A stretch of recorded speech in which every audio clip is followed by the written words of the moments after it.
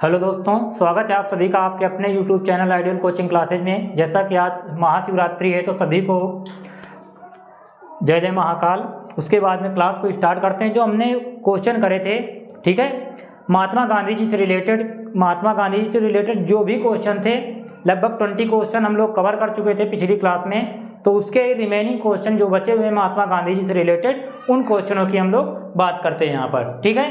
तो यहाँ पर सबसे पहले जैसे बीइंग गांधी, ठीक है, बीइंग गांधी जो आपकी पुस्तक है, वो पुस्तक किसके द्वारा लिखी गई है? तो अगर पूछता है आपसे बीइंग गांधी पुस्तक जो है आपसे किसके द्वारा लिखी गई, तो इसके जो लेखक हैं वो कौन है? पारो आनंद, ठीक है। तो इसका आंसर हो जाएगा पारो आनंद, ठीक। नेक्स्ट क्वेश्चन आपका दिया गया, गांधी जी ने किसे आर्थिक स्वतंत्रता का प्रतीक माना है? ठीक है, यानी कि आर्थिक स्वतंत्रता का प्रतीक, यानी कि इकोनॉमिक जो फ्रीडम है उसका प्रतीक किसे माना है? तो उसे माना है महात्मा गांधी जी ने खादी, क्योंकि महात्मा गांधी जी हमेशा खादी का ही प्रचार करते थे। तो खादी को ही आर्थिक स्वतंत्रता का प्रतीक माना है महात्मा गांधी जी। नेक्स्ट क्वेश्चन की हम बात कर लेते हैं, गांधी जी ने किसे काला कानून, ठीक है, यानी ब्लैक एक्ट के नाम से की संज्ञा दी है, ठीक है। तो रोलेट एक्ट जो आपका 1919 में आया, इसे हम रोलेट एक्ट को काला कानून इस वजह से कहते हैं क्योंकि इसे ना अपील ना दलील का कानून भी कहा जाता है, यानी कि बिना किसी अपील के, बिना किसी दोष के किसी को भी गिरफ्तार कर दिया जाता था, ठीक है, कर लिया जाता था। इस वजह से इसे हम ब्लैक कानून के या काला कानून के नाम से भी जानते हैं, ठीक। ये क्या है? रोलेट एक्ट है, ठीक है। उसके बाद में हम बात करते हैं महात्मा गांधी जी कब भूख हड़ताल पर बैठ गए थे, ठीक। तो जब अहमदाबाद मिल मजदूर था, उस समय हमें लग रहा है कि कुछ रोग फैल चुका था। रोग की वजह से किसानों को जो मजदूरी थी वो नहीं मिल रही थी। इस वजह से गांधी जी हैं वो भूख हड़ताल पर बैठ गए थे, ठीक है। तो उसे हम लोग क्या कहते हैं? जो 1918 में अहमदाबाद मिल मजदूर हड़ताल थी, वही क्या थी? इनकी भूख हड़ताल थी, ठीक है। तो महात्मा गांधी जी भूख हड़ताल पर बैठ गए थे कब? 1918 में, जब अहमदाबाद मिल मजदूर हड़ताल चल रहा था, ठीक है। नेक्स्ट हम बात कर लेते हैं, महात्मा गांधी ने दक्षिण अफ्रीका में पहला सत्याग्रह कब किया? ठीक है, यानी कि कहाँ की बात कर रहा है? दक्षिण अफ्रीका की बात कर रहा है। इंडिया में जब हम पहला सत्याग्रह देखते हैं तो वो हम चंपारण नामक स्थान पर देखते हैं, जो कि बिहार का एक प्रकार से अब 2 जिले डिवाइड कर दिए गए, पूर्वी चंपारण और पश्चिमी चंपारण, ठीक है। पहले चंपारण होता था, तो वहाँ पर इंडिया में सबसे पहला जो सत्याग्रह था महात्मा गांधी जी का, वो 1917 में किया गया था बिहार के चंपारण में, ठीक है, नील के खेती के अपोज में, विरोध में, ठीक।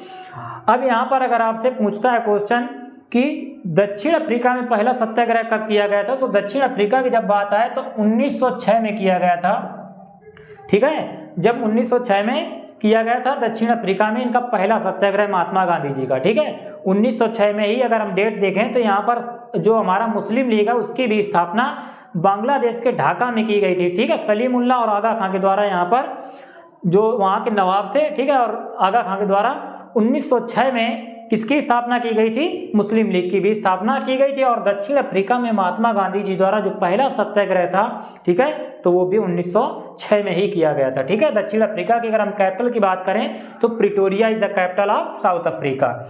महात्मा गांधी जी ने किस शब्द का प्रयोग सबसे पहले किया था? ठीक है, तो सबसे पहले इन्होंने सत्याग्रह नाम के ही वर्ड का यूज किया था महात्मा गांधी जी ने, ठीक है। तो सत्याग्रह का ही यूज किया था महात्मा गांधी जी ने सबसे पहले, ठीक। द वर्ड्स ऑफ गांधी, ठीक है, यानी गांधी के शब्द, the words of Gandhi, the words of Gandhi, ये जो आपकी पुस्तक है द वर्ड्स ऑफ गांधी, पुस्तक के लेखक कौन है? ठीक है, तो ये जो पुस्तक लिखी गई है महात्मा गांधी जी के ही द्वारा लिखी गई थी, ठीक है, यानी लिखी गई है द वर्ड्स ऑफ गांधी। और हमने एक पुस्तक और देखी थी महात्मा गांधी जी की, मतलब सत्य के साथ मेरे प्रयोग, माई एक्सपेरिमेंट विथ ट्रूथ। तो सत्य के साथ मेरे जो प्रयोग थे वो भी पुस्तक किसकी थी? महात्मा गांधी जी की लिखी गई थी, ठीक है, महात्मा गांधी जी द्वारा।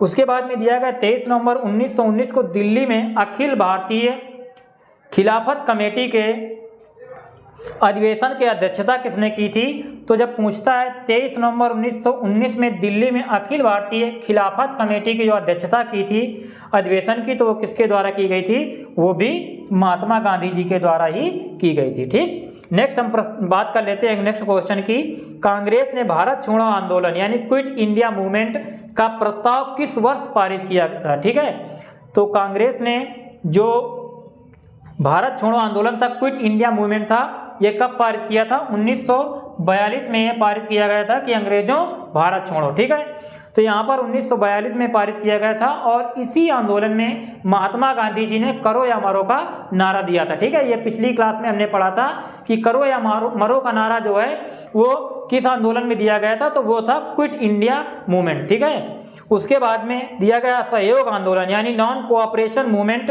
को क्यों गांधी जी ने वापस ले लिया था।